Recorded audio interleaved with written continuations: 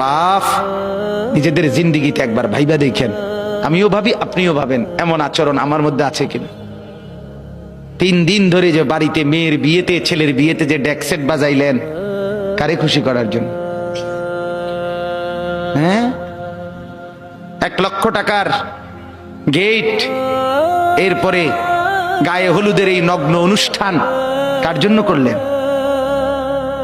বেড়া বেড়ি সব, যুবক যুবতী সব একই মাইক্রো প্রাইভেট কারের ভিতরে যাতাযাতি করে বহাইয়া একখান থেকে একখানে নিলেন, কার জন্য? পুরা প্যান্ডেলের ভিতরে একসাথে বেড়া বেড়ি একত্রে খায়, নাচে, গায়, ফুর্তি করে, কার জন্য? শুধু সমাজ, সোসাইটি, পরিবেশ, সোসাইটি মেনটেন করছেন, সমাজ মেনটেন করছেন। ছেলেরা চাইছে, মেয়েরা চাইছে, বাচ্চারা চাইছে, এতে হেতে চাইছে, তো মালিক তিনি কি চাইছিল? ওনার কথা মনে হয় নাই?